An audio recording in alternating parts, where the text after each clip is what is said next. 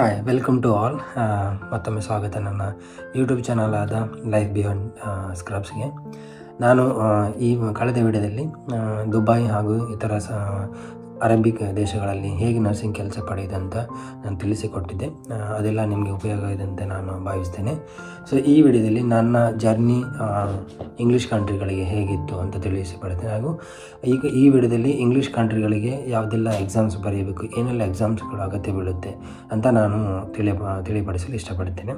English country ಅಂದ ಕೂಡಲೇ ನಮಗೆ ನೆನಪು ಬರೋದು ಫಸ್ಟು ಲಂಡನ್, ಮತ್ತು ಹಾಗೆ ಐರ್ಲೆಂಡ್, ಅಮೇರಿಕಾ, ಕೆನಡಾ, ಆಸ್ಟ್ರೇಲಿಯಾ ಹಾಗೂ ನ್ಯೂಜಿಲ್ಯಾಂಡ್. ಈ 5-6 ದೇಶಗಳು ಯಾವುದೇ ಎಕ್ಸಾಮನ್ನು ಕೇಳುತ್ತೆ. ಅಂದರೆ ಇತ್ತೀಚೆಗೆ ಕಾಮನ್ ಆಗಿರೋ ಎಕ್ಸಾಮ್ ಯಾವುದು, ಇಲ್ಲಿ ನೀವು ನರ್ಸಿಂಗ್ ಜಾಬ್ ಪಡಿಬೇಕಂದ್ರೆ ನಿಮಗೆ ಏನೆಲ್ಲ ಕ್ವಾಲಿಫಿಕೇಷನ್ ಇರಬೇಕಂತ ಈ ವಿಡಿಯೋದಲ್ಲಿ ನಾನು ಶೇರ್ ಮಾಡ್ತೀನಿ. ಫಸ್ಟ್ ಆಫ್ ಆಲ್ ನಾನು ಹೇಳಿದಂದರೆ, ನಾನು ದುಬೈಲಿ ಕೆಲಸ ಮಾಡ್ತಿರುವಾಗ ನನಗೆ ಅಲ್ಲಿ 2 ವರ್ಷ ಕೆಲಸ ಮಾಡುವಾಗ ಅಲ್ಲಿ ನನಗೆ ಅನಿಸಿದ್ದೇನೆಂದರೆ ಅಷ್ಟೊಂದು ಗ್ರೋತ್ ಇರಲಿಲ್ಲ ನನಗೆ ಅಲ್ಲಿ, ಕೆರಿಯರ್ ವೈಸ್ ಹಾಗೂ ಸ್ಯಾಲ್ರಿ ವೈಸ್. ಅಂದರೆ ದುಬೈಲಿ ಏನಾಗುತ್ತೆ, ಒಮ್ಮೆ ನಿಮಗೆ ಸ್ಯಾಲ್ರಿ ಒಂದು ಫಿಕ್ಸ್ ಮಾಡಿದರೆ ಆ ಸ್ಯಾಲ್ರಿಲೇ ತುಂಬ ಸಮಯ ಅವರು ದುಡ್ಕೊಂಡು ಹೋಗ್ತಾರೆ. ಅದರಲ್ಲಿ ಕೆರಿಯರ್ ಚೇಂಜ್ ಇರಲ್ಲ, ಮತ್ತು ನಿಮಗೆ ಸ್ಕೋಪ್ ಅಷ್ಟೊಂದು ಜಾಬಲ್ಲಿ ಸಿಗೋಲ್ಲ ಅಂತ ನನ್ನ ಒಂದು ಪರ್ಸ್ನಲ್ ಅನುಭವ ನನಗೆ ಆಯಿತು.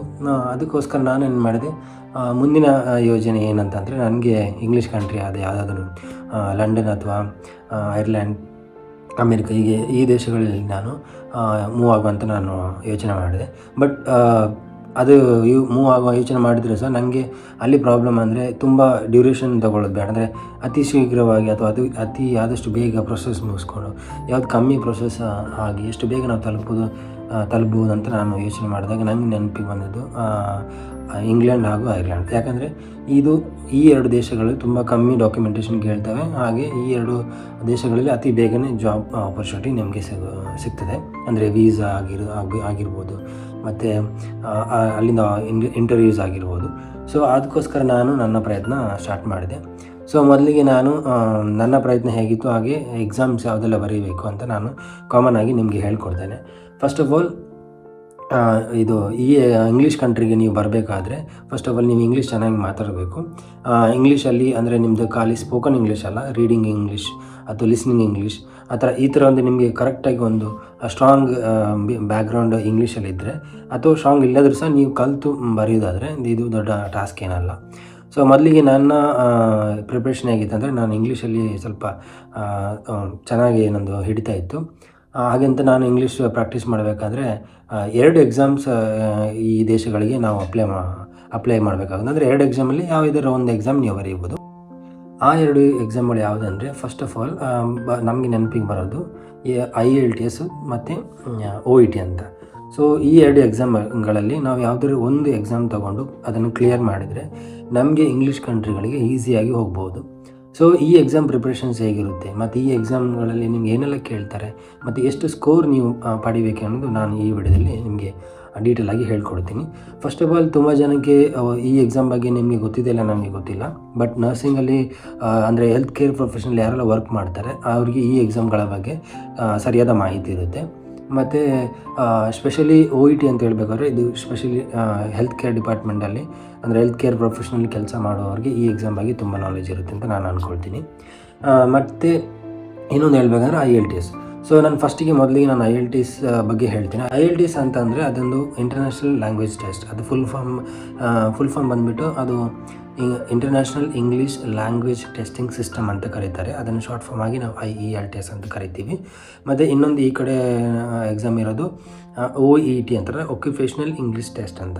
ಸೊ ಈ 2 ಎಕ್ಸಾಮ್ಗಳಿಗೆ ಏನೆಲ್ಲ ವ್ಯತ್ಯಾಸ ಇದೆ ಅಂತ ನಾನು ಹೇಳ್ಕೊಡ್ತೀನಿ. ಏನಂದರೆ, ಫಸ್ಟ್ ಆಫ್ ಆಲ್ IELTS ಎಕ್ಸಾಮಲ್ಲಿ 2 ಸೆಕ್ಷನ್ಸ್ ಇರ್ತವೆ.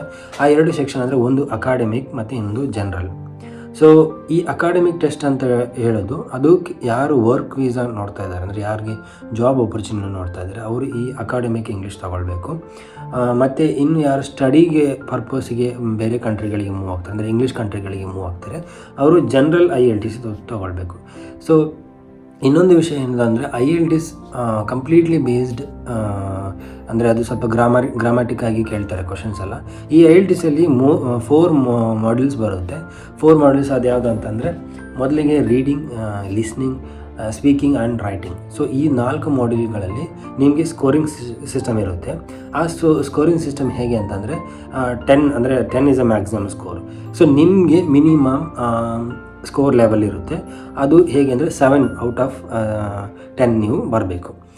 ಈಗ ಎಕ್ಸಾಂಪಲ್ ರೀಡಿಂಗ್ ಮತ್ತು ಲಿಸ್ನಿಂಗ್ ಸ್ಪೀಕಿಂಗಲ್ಲಿ ನೀವು 7 ಔಟ್ ಆಫ್ 10 ಬರಬೇಕು. ಮತ್ತು ರೆಸ್ಟ್ ಆಫ್ ದ ಎಕ್ಸಾಮ್ ಅಂದರೆ ರಿಟರ್ನಿಂಗ್ ಬಂದುಬಿಟ್ಟು ರೈಟಿಂಗ್ ಬಂದುಬಿಟ್ಟು ನಿಮಗೆ 6.5 ಸ್ಕೋರ್ ಈಸ್ ಆಕ್ಸೆಪ್ಟೆಡ್. ಇದು ಎಕ್ಸಾಮ್ ಕಂಪ್ಲೀಟ್ಲಿ ಯಾವ ಟಾಪಿಕ್ ಸಹ ಆಗಿರ್ಬೋದು. ಅಂದರೆ IELTS ಅಂದರೆ ಇದು ಪರ್ಟಿಕ್ಯುಲರ್ ಆಗಿ ಇದೇ ಟಾಪಿಕ್ ಕೇಳ್ತಾರಂತ ನಾವು ಹೇಳಕ್ಕೆ ಬರಲ್ಲ. ಸೊ ಈ ಎಕ್ಸಾಮ್ಗಳಲ್ಲಿ ನಿಮಗೆ ಒಂದು ರೀಡಿಂಗ್ ಪ್ಯಾಸೇಜ್ ಕೊಟ್ಟು ರೀಡಿಂಗ್ ಮಾಡೋಕ್ಕೆ ಹೇಳ್ತಾರೆ. ಸೊ ಆ ರೀಡಿಂಗ್ ಕೆಳಗಡೆ ನಿಮಗೆ ಕ್ವಶನ್ಸ್ ಇರುತ್ತೆ ಮತ್ತು ನಿಮಗೆ ಒಂದು ಟೈಮ್ ಫ್ರೇಮ್ ಇರುತ್ತೆ. ಇಷ್ಟು ಟೈಮ್ ಫ್ರೇಮಲ್ಲಿ ನೀವು ಆ ಎಕ್ಸಾಮನ್ನು ಅಂದರೆ ರೀಡಿಂಗ್ ಎಕ್ಸಾಮ್ನ ನೀವು ಕ್ಲಿಯರ್ ಮಾಡಬೇಕು. ಮತ್ತು ಅದು ನಿಮಗೆ ರಿಸಲ್ಟ್ ಬರುವಾಗ ಸ್ಕೋರ್ ಎಷ್ಟು ಮಾಡಿದ್ರ ಅಂತ ನಿಮಗೆ ಗೊತ್ತಾಗುತ್ತೆ. ಮತ್ತು ಅದೇ ರೀತಿ ಲಿಸ್ನಿಂಗ್ಸ್ ಅಷ್ಟೇ, ಯಾವುದೋ ಒಂದು ರ್ಯಾಂಡಮ್ ಆಗಿ ಆಡಿಯೋ ಪ್ಲೇ ಆಗುತ್ತೆ. ಆ ಆಡಿಯೋನ ನೀವು ಎಷ್ಟು ಕ್ಲಿಯರಾಗಿ ಕೇಳಿಕೊಂಡು ಮತ್ತು ನಿಮಗೊಂದು ಪೇಪರ್ ಕೊಟ್ಟಿರ್ತಾರೆ, ಅದರಲ್ಲಿ ನೀವು ಅದನ್ನು ಕ್ಲಿಯರಾಗಿ ಫಿಲ್ ಮಾಡಬೇಕು. ಅಂದರೆ ವಿದೌಟ್ ಸ್ಪೆಲ್ಲಿಂಗ್ ಮಿಸ್ಟೇಕ್ ಆಗದಾಗೆ ನೀವು ಅದನ್ನು ಕಂಪ್ಲೀಟ್ ಮಾಡಬೇಕು. ಸೊ ಇದರಲ್ಲಿ ಕೆಲವು ಅದರ ಸಣ್ಣ ಸೆಕ್ಷನ್ಸ್ಗಳೆಲ್ಲ ಇರ್ತವೆ, ಅದನ್ನೆಲ್ಲ ನೀವು ಆ ಲಿಸನಿಂಗ್ ಕೇಳಿಕೊಂಡೆ ನೀವು ಕ್ಲಿಯರ್ ಮಾಡಬೇಕು. ಅದೇ ರೀತಿ ಸ್ಪೀಕಿಂಗ್ ಬಂದುಬಿಟ್ಟು ನಿಮಗೆ ಸ್ಪೀಕಿಂಗ್ ಯಾವ್ದಾರ ಒಂದು ಟಾಪಿಕ್ ಕೊಡ್ತಾರೆ, ಆ ಟಾಪಿಕ್ ಬಗ್ಗೆ ನೀವು ಇಂಗ್ಲೀಷಲ್ಲಿ ಎಕ್ಸಾಮಿನರೊಟ್ಟಿಗೆ ನೀವು ಮಾತಾಡಬೇಕಾಗುತ್ತೆ. ಅದರಲ್ಲಿ ನಿಮ್ಮ ಗ್ರಾಮರ್ ಅಸೆಸ್ ಮಾಡ್ತಾರೆ. ಮತ್ತು ರೈಟಿಂಗ್ಸ್ ಅಷ್ಟೇ, ಒಂದು ಯಾವುದೇ ಎನಿ ಟಾಪಿಕ್ ಕೊಡ್ಬೋದು ಅವರು. ಆ ಟಾಪಿಕ್ ಒಳಗಡೆ ನಿಮಗೆ ಏನು ಅಂದರೆ ಬರೀಲಿಕ್ಕೆ ಕೊಟ್ಟಿರ್ತಾರೆ ಅದರದ್ದು ನೀವು ಪಾಸಿಟಿವ್ ಆ್ಯಂಡ್ ನೆಗೆಟಿವ್ ವೇಸಲ್ಲಿ ಅದನ್ನು ನೀವು ಬರೆದು ತೋರಿಸ್ಬೇಕು. IELTS ನನಗೆ ಯಾಕೆ ಕಷ್ಟ ಆಯಿತು ಅಂತಂದರೆ, ಫಸ್ಟ್ ಆಫ್ ಆಲ್ ನಾನು ಒಂದು ಕನ್ನಡ ಮೀಡಿಯಮಿಂದ ಬಂದಿರೋದ ಕಾರಣ IELTS ನನಗೆ ಅಷ್ಟು ಗ್ರಾಮ್ಯಾಟಿಕ್ಕಾಗಿ ಬರೀಲಿಕ್ಕೆ ಬರಲ್ಲ. ಸೊ ಅಂದರೆ ಅವರು ಫುಲ್ ಗ್ರಾಮ್ಯಾಟಿಕಲ್ ಆಗಿ ನೋಡ್ತಾರೆ. ಅದಕ್ಕೋಸ್ಕರ ನಾನು ಚೂಸ್ ಮಾಡಿದ್ದು OET.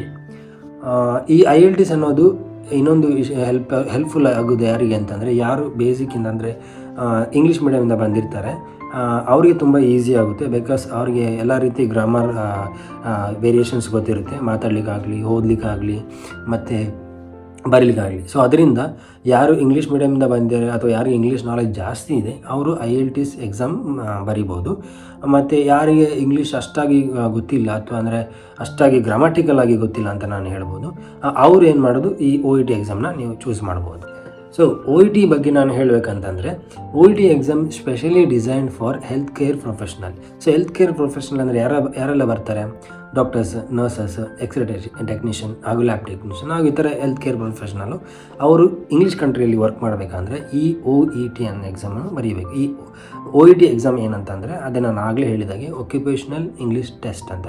ಇದು ಪರ್ಟಿಕ್ಯುಲರ್ ಆಗಿ ನಿಮಗೆ ಜಾಬಿಗೆ ಪರ್ಪಸ್ಗೆ ನೀವು ಈ ಎಕ್ಸಾಮ್ನ ಬರೆಯೋದು. ಅಂದರೆ ಕೆಲಸ ಮಾಡೋ ಸ್ಥಳದಲ್ಲಿ ನೀವು ಒಂದು ಹೆಲ್ತ್ ಕೇರ್ ಪ್ರೊಫೆಷನಲ್ ಇದ್ದುಕೊಂಡು ಎಷ್ಟು ಕಮ್ಯುನಿಕೇಟ್ ಆಗಿ ನೀವು ಸ್ಟ್ರಾಂಗ್ ಇದ್ದೀರಾ, ಎಷ್ಟು ಲಿಸ್ನಿಂಗ್ ಆಗಿ ಸ್ಟ್ರಾಂಗ್ ಇದ್ದೀರಾ ಅನ್ನೋದು, ಹಾಗೂ ಎಷ್ಟು ರೀಡಿಂಗಲ್ಲಿ ನೀವು ಸ್ಟ್ರಾಂಗ್ ಇದ್ದೀರಾ ಅನ್ನೋದು ಇದು ಟೆಸ್ಟ್ ಮಾಡುತ್ತೆ. ಸೊ ಇದರಲ್ಲಿ ಸಹ ನಿಮಗೆ ಸೇಮ್ ಮಾಡೆಲ್ ಯಾವ ಥರ ಅಂದರೆ IELTS ಹೇಗಿದೆ ನಾನು ಹಾಗೆ ಹೇಳಿದೆ, ಅದೇ ರೀತಿ ಇದರಲ್ಲಿ ಸಹ 4 ಸೆಕ್ಷನ್ಸ್ಗಳಿರ್ತವೆ. ಅದು ಏನಂದರೆ ರೀಡಿಂಗ್, ಲಿಸ್ನಿಂಗ್, ರೈಟಿಂಗ್ ಮತ್ತು ಸ್ಪೀಕಿಂಗ್. ಈ ಥರ ಲಿಸ್ನಿಂಗ್ ಇರುತ್ತೆ, ಅಂದರೆ ಈ ಥರ ಎಕ್ಸಾಮ್ಸ್ಗಳಿರುತ್ತೆ. ಬಟ್ ಇದರಲ್ಲಿ ಸ್ಕೋರಿಂಗ್ ಸಿಸ್ಟಮ್ ಹೇಗಿರುತ್ತೆ ಅಂದರೆ ಗ್ರೇಡ್ ವೈಸ್ ಇರುತ್ತೆ, ಅಂದರೆ ನಂಬರ್ ವೈಸ್ ಇರಲ್ಲ. ಇದರಲ್ಲಿ ಹೈಯೆಸ್ಟ್ ಸ್ಕೋರ್ ಇಸ್ A, ಮತ್ತು ಮಿನಿಮಮ್ ಸ್ಕೋರ್ ಅಂದರೆ B, ಅದಕ್ಕಿಂತ ಕಮ್ಮಿ ಅಂದರೆ C+, ಹಾಗೆ C, ಈ ಥರ ಇರುತ್ತೆ. C+, B, A ಈ ಥರ ಸ್ಕೋರಿಂಗ್ ಹೋಗುತ್ತೆ. ಸೊ ನೀವು ಇಂಗ್ಲೀಷ್ ಕಂಟ್ರಿಗಳಿಗೆ ಬರಬೇಕಂತಂದರೆ ಈ ಎಕ್ಸಾಮ್ನ ನೀವು ಕ್ಲಿಯರ್ ಮಾಡಬೇಕು. ಅದು ಎಷ್ಟು ಸ್ಕೋರ್ ಅಂತಂದರೆ, ನಾನು ಹೇಳಿದಾಗೆ ನೀವು 3 ಮಾಡ್ಯೂಲಲ್ಲಿ, ಅಂದರೆ ಈಗ ಎಕ್ಸಾಂಪಲ್ ನೀವು OET ತೊಗೊಳ್ತಾ ಇದ್ದಾರೆ ಅಂದರೆ 3 ಮಾಡ್ಯೂಲ್ನಲ್ಲಿ ನೀವು B+ ಅಂದರೆ B ಗ್ರೇಡ್ ತೊಗೊಳ್ಬೇಕು. ಒಂದು ಮಾಡ್ಯೂಲ್ ಅದು ಪರ್ಟಿಕ್ಯುಲರ್ ಆಗಿ ನೀವು ಯಾವುದು ಕಂಟ್ರಿ ಚೂಸ್ ಮಾಡಿದರೆ ಅದ್ರ ಮೇಲೆ ಅದು ಸ್ಕೋರಿಂಗ್ ಸ್ವಲ್ಪ ವೇರಿಯೇಷನ್ ಆಗುತ್ತೆ. ಬಟ್ ಯಾವುದೋ ಒಂದು 3 ಮಾಡ್ಯೂಲಲ್ಲಿ ನೀವು B ಸ್ಕೋರ್ ಮೇಂಟೈನ್ ಮಾಡಬೇಕು. ಇದು ನಾನು ಹೇಳ್ತಿರೋದು ಸ್ಪೆಷಲಿ ಇಂಗ್ಲೀಷ್ ಕಂಟ್ರಿಗಳಿಗೆ ಬೇಕಾದ ಎಕ್ಸಾಮ್ಗಳು. ಸೊ IELTS ಮತ್ತು OET ಬಗ್ಗೆ ನಿಮಗೆ ವ್ಯತ್ಯಾಸ ಗೊತ್ತಾಯಿತು. ಹಾಗಾಗಿ ನಾನು ಹೇಳೋದು ಅಂತಂದರೆ, ನೀವು ಒಂದು ವೇಳೆ ಹೆಲ್ತ್ ಕೇರ್ ಪ್ರೊಫೆಷನಲ್ಲಿ ವರ್ಕ್ ಮಾಡ್ತಾಯಿದ್ರೆ ನಿಮಗೆ more better OET than IELTS. ಯಾಕಂದರೆ IELTS ಬಂದ್ಬಿಟ್ಟು under the sky any matters ಬೇಕಾದರೂ ಅವ್ರು ಕೇಳ್ಬೋದು, ಅದ್ರ ಬಗ್ಗೆ ನಮಗೆ ಆನ್ಸರ್ ಮಾಡೋಕ್ಕೆ ಗೊತ್ತಿರಬೇಕು. ಬಟ್ ನಮಗೆ ಗೊತ್ತಿಲ್ಲ, ಅದು ಕಷ್ಟ ಆಗ್ಬೋದು ಅಂತ ಅನಿಸಿದರೆ ನಾನು ಬೆಟರ್ ಆಪ್ಷನ್ಸ್ ಹೇಳೋದು ನಿಮಗೆ OET ಚೂಸ್ ಮಾಡಿ ಅಂತ. OET ಯಾಕೆ ಚೂಸ್ ಮಾಡಿದೆ ಅಂತ ಹೇಳೋದಂತ ನಾನು ಆಗಲೇ ಹೇಳಿದಾಗೆ ಇದು specially designed for specially health care professional ಅವರಿಗೆ. ಅವರಲ್ಲಿ ಅಂದರೆ ಪರ್ಟಿಕ್ಯುಲರ್ ಈಗ ಎಕ್ಸಾಂಪಲ್ ನಾನು ನರ್ಸ್, ಸೊ ನನಗೆ ಏನೆಲ್ಲ ಮಾಡ್ಯೂಲ್ಸ್ ಬರುತ್ತೆ ಅದೆಲ್ಲ ರಿಲೇಟೆಡ್ ಟು ನರ್ಸಿಂಗ್ ಪ್ರಾಕ್ಟೀಸ್ ಆಗಿರುತ್ತೆ. ಅಂದರೆ ಸ್ಪೀಕಿಂಗ್ ಬಂದುಬಿಟ್ಟು ಒಂದು ಪೇಷಂಟ್ ಒಟ್ಟಿಗೆ ಮಾತಾಡೋದಾಗಿರುತ್ತೆ, ಅಂದರೆ ಎಕ್ಸಾಮಿನ ಪೇಷಂಟ್ ಥರ ಆ್ಯಕ್ಟ್ ಮಾಡ್ತಾರೆ, ನಾವು ನರ್ಸ್ ಥರ ಆ್ಯಕ್ಟ್ ಮಾಡಿ ಅವರೊಟ್ಟಿಗೆ ಮಾತಾಡೋದಾಗಿರುತ್ತೆ. ಮತ್ತು ರೈಟಿಂಗ್ ಬಂದುಬಿಟ್ಟು ನಿಮಗೆ ಒಂದು ಡಿಸ್ಚಾರ್ಜ್ ನೋಟ್ ಅಥವಾ ಟ್ರಾನ್ಸ್ಫರ್ ನೋಟ್ ಅಥವಾ ಅಡ್ಮಿಷನ್ ಲೆಟರ್ ಈ ಥರ ಇರುತ್ತೆ. ಅದನ್ನು ಅವರು ಒಂದು ಪೇಜ್ ಲೆಟರ್ ಕೊಟ್ಟಿರುತ್ತೆ, ಅದನ್ನು ನಾವು ಅದರಲ್ಲಿ ಬೇಕಾದ ಅಂಶಗಳನ್ನು ಸೇರಿಸಿ ಇಷ್ಟೇ ವರ್ಡ್ಸ್ ಲಿಮಿಟಲ್ಲಿ ನಾವು ರೈಟಿಂಗ್ ಬರೀಬೇಕು. ಮತ್ತು ಲಿಸ್ನಿಂಗ್ ಬ್ಯಾಕ್ಗ್ರೌಂಡಲ್ಲಿ ಒಂದು ಪೇಷಂಟ್ಸ್ ಮಾತಾಡ್ತಿರ್ತಾರೆ ಅಥವಾ ಡಾಕ್ಟರ್ ಮತ್ತು ಪೇಷಂಟ್ ನಡುವೆ ಕನ್ವರ್ಸೇಷನ್ ನಡೀತಾ ಇರುತ್ತೆ. ನಮಗೊಂದು ಎಕ್ಸಾಮ್ ಪೇಪರ್ ಇರುತ್ತೆ, ಅದರಲ್ಲಿ ಅಲ್ಲಲ್ಲಿ ಅವರು ಬಿಟ್ಟ ಸ್ಥಳ ಆಗಿ ಬಿಟ್ಟಿರ್ತಾರೆ. ಸೊ ನೀವು ಕೇಳಿಸಿದ ಇನ್ಫಾರ್ಮೇಷನ್ ಕರೆಕ್ಟಾಗಿ ನೀವು ಎಷ್ಟು ಅಕ್ಯುರೇಟಾಗಿ ಅಲ್ಲಿ ಬರೀತೀರ ಅನ್ನೋದು ಲಿಸ್ನಿಂಗ್ ಟೆಸ್ಟ್ ಆಗುತ್ತೆ. ಅದೇ ರೀತಿ ಇನ್ನೊಂದು ಬಂದುಬಿಟ್ಟು ರೀಡಿಂಗ್. ಸೊ ರೀಡಿಂಗ್ ಟೆಸ್ಟ್ ಸಹ ಸೇಮ್ ಆ್ಯಸ್ IELTS. ನಿಮಗೆ 1 hour ಕೊಡ್ತಾರೆ. ಆ 1 hourಲ್ಲಿ ನಿಮಗೆ ರೀಡಿಂಗಲ್ಲಿ ಹಲವಾರು ಮಾಡ್ಯೂಲ್ಗಳಿದೆ, part A, part B, part C ಅಂತ. ಸೊ ಇದರಲ್ಲಿ ಕೆಲವು ಕ್ವಶನ್ಸ್ಗಳಿರ್ತವೆ. ಆ ಕ್ವಶನ್ಗಳಿಗೆ ನೀವು ಅಲ್ಲಿ ಪ್ಯಾಸೇಜ್ ಓದಿ ಅದರ ಪ್ರಕಾರ ನೀವು ಆನ್ಸರ್ ಮಾಡೋದು. ಸೊ ಇದರಲ್ಲಿ ನಿಮಗೆ ತುಂಬ ಕಷ್ಟಕರ ಅಂದರೆ ನೀವು ವಿದಿನ್ ಟೈಮ್ ಫ್ರೇಮಲ್ಲಿ ನೀವು ಮುಗಿಸಬೇಕಾಗಿದ್ದು ನಿಮ್ಮ ಟಾಸ್ಕ್. ಓಕೆ, ಈಗ ನಾವೇನು ತಿಳ್ಕೊಳ್ಳೋ ಅಂದರೆ ಯಾವ ದೇಶಕ್ಕೆ ಯಾವ ಸ್ಕೋರಿಂಗ್ ಎಷ್ಟು ಕನ್ಸಿಡರ್ ಮಾಡ್ತಾರೆ ಅಂತ ನಾನು ಹೇಳ್ಕೊಡ್ತೀನಿ. ಫಸ್ಟ್ ಆಫ್ ಆಲ್ UK ಅಂತ ತಗೊಳ್ತೀನಿ, ಅಂದರೆ ಯುನೈಟೆಡ್ ಕಿಂಗ್ಡಮ್. ಸೊ ಈ ಕಂಟ್ರಿ ನಿಮಗೆ ಪರ್ಟಿಕ್ಯುಲರ್ ಮಾಡ್ಯೂಲಲ್ಲಿ ಇಷ್ಟೇ ಸ್ಕೋರ್ ಇರಬೇಕಂತ ಅವ್ರದ್ದು ಡಿಮ್ಯಾಂಡ್ ಇದೆ. ಅದು ಹೇಳಬೇಕಂತಂದರೆ ರೀಡಿಂಗ್ ಅಲ್ಲಿ B ಮತ್ತು listening B, speaking B, writing ನಿಮಗೆ C+ ಅವ್ರು ಆಕ್ಸೆಪ್ಟ್ ಮಾಡ್ತಾರೆ ಒಂದು ವೇಳೆ ನೀವು OET ಬರೆಯೋದಾದರೆ. ಒಂದು ವೇಳೆ ನೀವು IELTS ಬರೆಯೋದಾದರೆ ಅದೇ ಸೇಮ್ ಹೇಳಿದ ಮಾಡ್ಯೂಲ್ ಅಂದರೆ ರೀಡಿಂಗ್, ಸ್ಪೀಕಿಂಗ್, ಲಿಸ್ನಿಂಗಲ್ಲಿ ನೀವು 7 ಸ್ಕೋರ್ ಔಟ್ ಆಫ್ 10 ಮತ್ತು ರೈಟಿಂಗಲ್ಲಿ 6.5 ಸ್ಕೋರ್ ಆಕ್ಸೆಪ್ಟ್ ಮಾಡ್ತಾರೆ.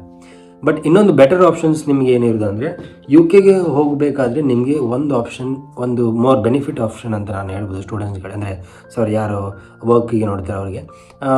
UKಯಲ್ಲಿ ನಿಮಗೆ ಕ್ಲಬ್ಬಿಂಗ್ ಆಪ್ಷನ್ ಕೊಟ್ಟಿದ್ದಾರೆ.